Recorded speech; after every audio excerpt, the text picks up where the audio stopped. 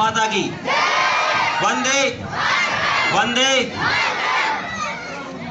मैं अपनी 4 पंक्तियों से अपनी बात शुरू करना चाहूंगा। इन 4 पंक्तियों पे मैं आपका तालियों का हुजूम देखना चाहूंगा, आपके अंदर वो जोश है या नहीं है। कि राष्ट्र को प्रणाम है, प्रणाम मात भारती को, राष्ट्र को प्रणाम है, प्रणाम मात भारती को, इसके वैभव को भी सत सत प्रणाम है। उन मात चरणों की करता हूं वंदना, जिन्होंने देश हित पूत किए कुर्बान है। दुश्मनों की छाती में जो गाड़ दे तिरंगा झंडा, ऐसे वीर देश के सपूतों को प्रणाम है। और जिन सिंहों ने देश हित चुकाया माता का कर्ज, ऐसे रण बांकुरे शहीदों को प्रणाम है, शहीदों को प्रणाम है।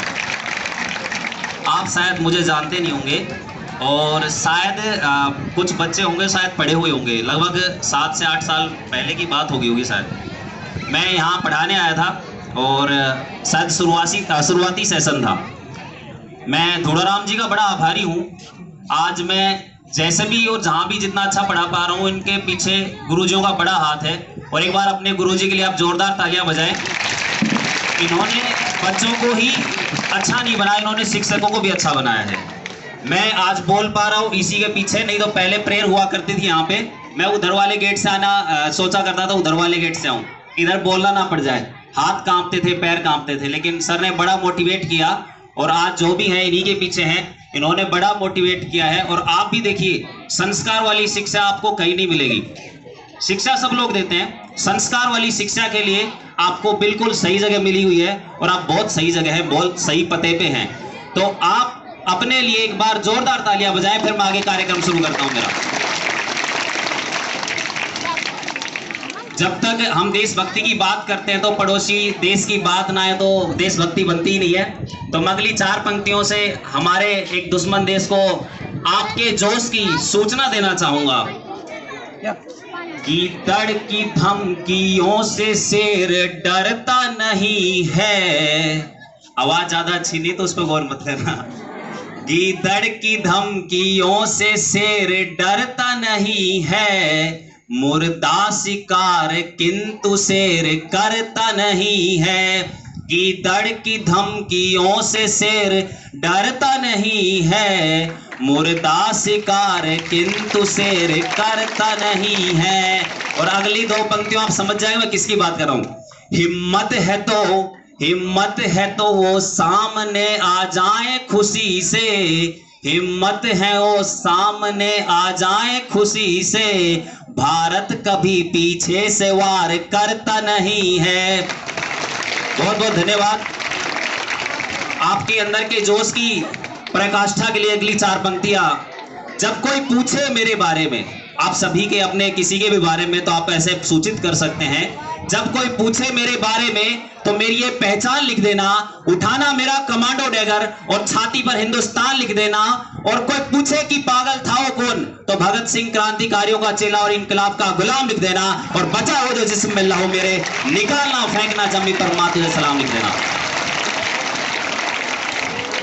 दोस्तों, कक्षा 12 के विद्यार्थियों से मेरा विनम्र निवेदन है, आपने जो संस्कार वाली शिक्षा यहाँ ली है उसे बनाए रखेंगे और यही आपको आगे पहुंचाएगी। आपका ज्ञान अगर आपकी कहीं पे साथ नहीं देगा ना, तो आपकी जो शिक्षा है जो आप ले रहे हो, ये शिक्षा आपको बहुत आगे तक पहुंचाएगी। मैं विशेष रूप से एक बच्ची बता रही थी, यहाँ पर बेटियां ज्यादा है, तो उन बेटियों को लेकर अगली कुछ पंक्तियां समर्पित करना चाहूंगा कि आप में कोई जोश की कमी नहीं है। You are the power house of energy. आप जब भी आगे बढ़ेंगे तो पंक्तियां याद रखिएगा। और आप देखिए, समाज में आज लड़कियां बहुत नाम रोशन कर रही हैं। इन पंक्तियों से सूचित करना चाहूंगा।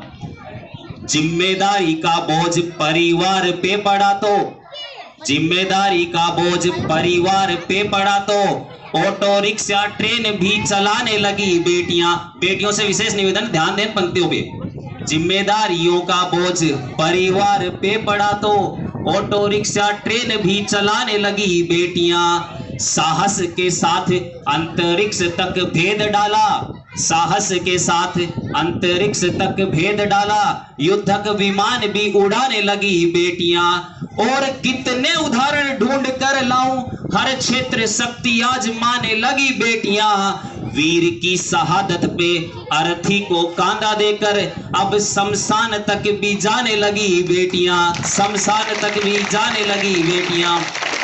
दोस्तों, आपने पूरे वर्ष पर्यंत बहुत अच्छी मेहनत करी है। एक बार बोल्ट से किसी ने पूछा, बोल्ट का नाम किस किस को पता है, वो क्या काम करता है बोल्ट? हाथ ऊपर करके बताएं एक बार। यूसेन बोल्ट का नाम सुना आपने? सुना होगा यार। यूसेन बोल्ट एक अभी धरती पर सबसे तेज दौड़ने वाले इंसान है वो। उनसे पूछा कि आप रेस कैसे जीतते हैं, तो यूसेन बोल्ट ने कहा कि मैं पहले जब सब लोग एक साथ दौड़ते हैं ना तो मैं पूरी ताकत नहीं लगाता, लेकिन जब लास्ट राउंड होता है ना तो मैं पूरी ताकत लगा देता हूं।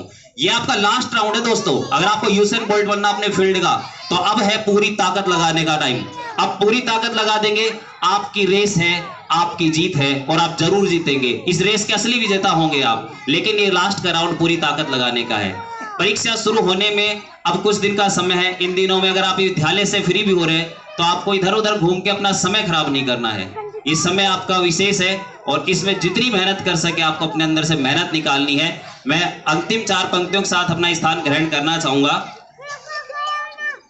किसी गजरे की खुशबू को महकता छोड़ आया हूँ, किसी गजरे की खुशबू को महकता छोड़ आया हूँ, मेरी नन्ही सी चिड़िया को चहकता छोड़ आया हूँ, मेरी नन्ही सी चिड़िया को चहकता छोड़ आया हूँ। मुझे छाती से अपनी तू लगा लेना ए भारत माँ। अगली पंक्ति अगर आपके दिल तक पहुंचे तो तालियां जरूर बजाइएगा। दिल तक पहुंचे तो पहले सुन लो। पहले मुझे छाती से अपनी तू लगा लेना ए भारत माँ, मैं मेरी माँ की बाहों को तरसता छोड़ आया हूँ। बहुत बहुत धन्यवाद और सभी गुरुजियों को मेरा प्रणाम है।